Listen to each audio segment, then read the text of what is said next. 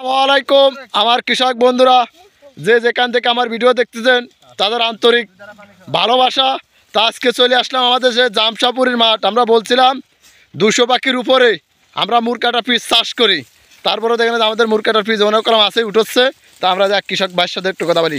ভাই আসসালামু আলাইকুম। ওয়ালাইকুম আসসালাম। কেমন আছেন ভাই? আলহামদুলিল্লাহ ভাই। ভাই এই পিস উঠছেন না? জি ভাই, এই পেঁয়াজ উঠছে। ভাই এই পিস কেমন ফলন হচ্ছে ভাই? এই পেঁয়াজ ভাই পাখিতে 60 মণ করে পেঁয়াজ হবে।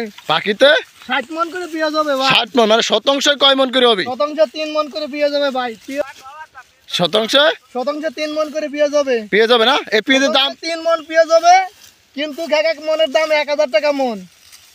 মোট পাখিতে গৃহস্থ লস যাবে 40,000 টাকা করে লস যাবে এই বছরে। এই বছরে এর এক মণ বেতন কিনা হয়েছে 10,000 টাকা করে।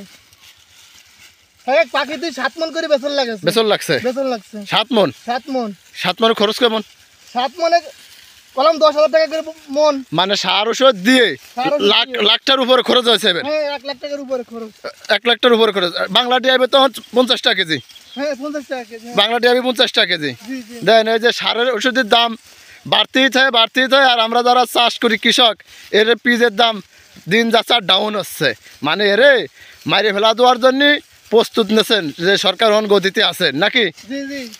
তা কোন আরো কোন ভাই যে পিজের কি রকম দাম তাহলে আপনাদের পুষাইতে নেবেন? সরকারের এই পেঁয়াজের দাম 3,000 টাকা মণ দিক, তাহলে জনগণ বাঁচে যাবে। মানে কৃষক বাঁচবে। কৃষক বাঁচে যাবে। হ্যাঁ দেখা যাচ্ছে এই কৃষক অনেক টাকা এবার খরচ করছে, অনেক টাকা অনেক টাকা ঋণ করছে। কেউ কেউ বোর সোনা দানা বেচেও করলাম আজকে চাষে নামছে, হ্যাঁ, ঠিক। মানে একটু লাভের জন্য। তারপরে যদি যে সরকার গদিতে আছেন সে খালি বড় বড় মন্ত্রীরে বড় বড় চাকরিজীবীরে দেখতেছেন, আর আমরা যে কৃষক খাটতেছি এরে দেখতেছেন না। এরা খুবই খাটনি করতেছে, এদের টাকায় চলতেছেন, এদের টাকায় চুরি করতেছেন, আর এদেরই মূল্যায়ন দিচ্ছেন না কি ভাই? জি জি। মূল্যায়ন দিবি কেমবা? কারণটা কি? সরকার তো নাই দেশে। সরকার আমাদের দেশে এমন একটা সরকার আসুক সে কৃষকের দিক তাকাবি। সেরকম কি সরকার আলি পারে তাহলে কৃষক বাঁচে যাবে, তাছাড়া কৃষক বাঁচবে না। ও এবার বিরাট শেষ হয়ে যাবে কৃষক। আর ভারতের কোনো পেঁয়াজ এই বাংলাদেশে ঢুকবে না। ভারতের মাল এই দেশে আনা লাগবে না। ভারতেই এই দেশের মাল দিতে হবে। ভারতে আমরা মেট্রিক টন এবার যে চাষ করছি পিস আছে আমাদের মাঠে, হ্যাঁ। আমরা ভারতেই মেট্রিক টন দেব।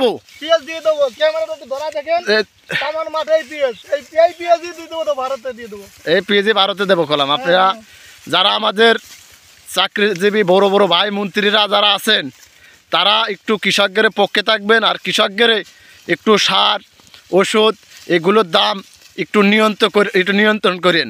দেখা যাচ্ছে এগুলো দিন যাচ্ছে আর দাম বাড়তেছে, আর আমাদের ফসলের দাম কমতেছে। আমরা এগুলো চাষ করে দিই। আমার কৃষক বন্ধুরা যে দেখেন যে আমরা পিজ অলরেডি দেখেন যে গাদি মেরে রাখছি। তা যে যেখান থেকে আমার ভিডিও দেখতেছেন তাদের আন্তরিক ভালোবাসা, আর আমার পরে ভিডিও দেখতে প্রস্তুত থাকেন। আসসালামু আলাইকুম।